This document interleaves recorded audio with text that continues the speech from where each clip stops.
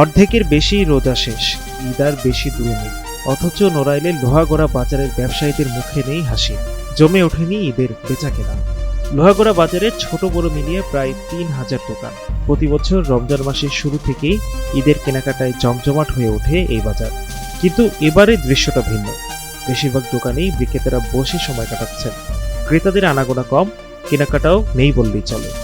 গত বছর তুলনায় সত্য কথা বলতে কি ভাই, ব্যবসা খুবই খারাপ যাচ্ছে, বাজার খুবই মন্দা। মাল বেশি দরে কিনতে হচ্ছে, দেখতেছে কম, তাই ব্যবসা আমরা খুব ঘাটতিতে আছি।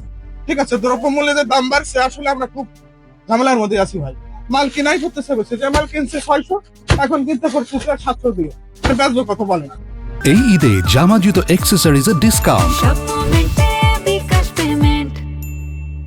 দেশের বাইরের থেকে যে সমস্ত প্রোডাক্ট আসতেছে সেগুলো করার ক্ষমতার থেকে অনেক বেশি।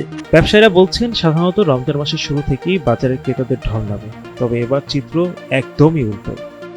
না, গতবারের তুলনায় আমাদের বেচা কেনা এবার একটু কম।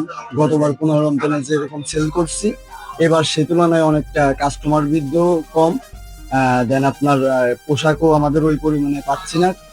পোশাকের পরিমাণও মানে দামের ক্ষেত্রেও বৃদ্ধি দিয়ে কিনতে হচ্ছে, কাস্টমারে অনেক ঝামেলাও। হ্যাঁ, দামের বিষয়টা এবার পাকিস্তান থেকে কিছু প্রোডাক্ট আসছে যেগুলোর দামটা একটু মানে মানুষের ক্রয় ক্ষমতার বাইরে। মানুষ যে রেঞ্জের মধ্যে চাই সামর্থ্য অনুযায়ী সেরকম ভাবে আমরা দিতে পারতেছি না মানুষকে। ক্রেতারাও বলছেন এবারের বাজারে পোশাকের দাম আগের তুলনায় অনেক বেশি। অনেক পণ্য দেখছি, দেখার পরে আমাদের অনেক পণ্য পছন্দ হয়েছে, কিন্তু গত বছরের তুলনায় এই বছর পণ্য দাম অনেকটাই বেশি।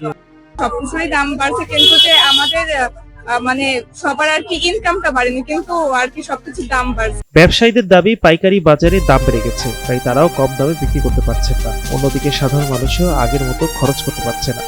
ফলে দুই পক্ষ মিলেই তৈরি হয়েছে বিশাল সংকট। ঈদ ঘনিয়ে এলেও লোহাগড়া বাজারের ব্যবসায়ীরা এখনো অপেক্ষায় আছেন ক্রেতাদের জন্য। শেষ মুহূর্তে কি বেচাকেনা জমবে, নাকি এবারে ঈদ বাজার থেকে খালি হাতে ফিরতে হবে ব্যবসায়ীদের?